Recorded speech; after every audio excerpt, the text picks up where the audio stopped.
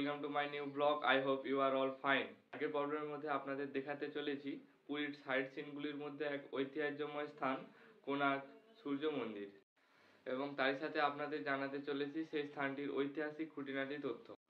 তো চলুন বেশি কথা না বাড়িয়ে মূল পর্বের ভিডিও যাওয়া যাক। কোণার্ক সূর্য মন্দির, যার অপর নাম ব্ল্যাক প্যাগোডা বা কালো মন্দির। পুরী ভ্রমণের সাইট সিনে সবথেকে উল্লেখযোগ্য গন্তব্য হলো এই সূর্য মন্দির। না, এটা শুধু সূর্য মন্দির না, এই মন্দির হলো প্রাচীন ভারতের সভ্যতা, সংস্কৃতি, সমাজ বিজ্ঞান সব কিছুর আয়না।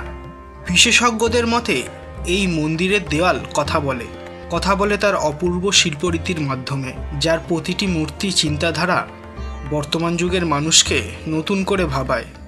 চলুন বন্ধুরা, আজ আমরা এই ভিডিওতে জানব ভারতের উড়িষ্যা রাজ্যে পুরীর কাছে অবস্থিত এই কোণার্ক সূর্য মন্দির ভ্রমণের সম্পূর্ণ তথ্য বিবরণ, সেই সঙ্গে এই মন্দিরের অবাক করা ইতিহাস এবং গাইড তথ্য, এবং সেই সঙ্গে পাশে থাকা বেল আইকনটিও প্রেস করে রাখবেন আমাদের নতুন নতুন ভ্রমণ ভিডিও সবার প্রথমে দেখার জন্য। আর এটি সম্পূর্ণ ফ্রি এবং বিনামূল্যে। পুরী থেকে কোণার্ক সূর্য মন্দিরের দূরত্ব সড়ক পথে 34 কিলোমিটার, যা যেতে সময় লাগে প্রায় 1 ঘন্টা।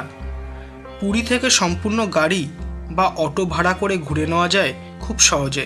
সম্পূর্ণ গাড়ি ভাড়া ₹700 থেকে 800 হয়ে থাকে। আর প্যাকেজ সাইট সিনেও দেখে নেওয়া যায় এই কোণার্ক সূর্য মন্দির। কোণার্ক সূর্য মন্দিরের নিকটতম সমুদ্র সৈকত হল চন্দ্রভাগা সি বিচ। তবে এই সমুদ্র আগে মন্দিরের প্রবেশদ্বারের খুবই কাছে ছিল। সময়ের সাথে সাথে সমুদ্র পিছনে সরে আসে, তাই আজ মন্দিরের সামনে সমুদ্র নেই, সেখানে ভরে গেছে ঝাউবন ও কাজু গাছের বনে।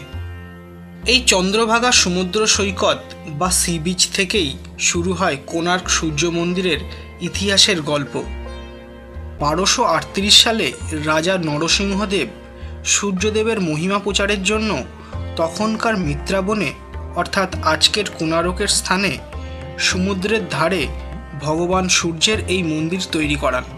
1200 কারিগর বিনা ছুটিতে, বিনা বেতনে, শুধুমাত্র 2 বেলা বিনামূল্যে খাবার বিনিময়ে 12 বছরে এই মন্দির তৈরি করে, যা তৈরি করতে খরচ হয় 12 বছরের রাজস্ব 40 কোটি স্বর্ণমুদ্রা।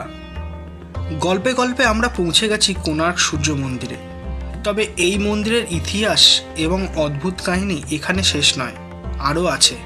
উড়িষ্যার ইতিহাস অনুযায়ী 1508 সালে কালা পাহাড় নামে মুসলিম সেনারা এই মন্দিরে আক্রমণ করে এবং এই মন্দিরকে ধ্বংস করে।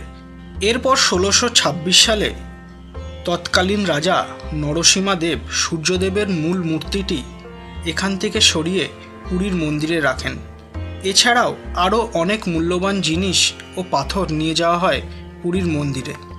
তবে অনেকের মতে মূল সূর্যদেবের মূর্তিটি বিদেশি শক্তি পর্তুগিজ বা ইংরেজরা নিয়ে যায়, যার সঠিক প্রমাণ কিছু পাওয়া যায় না।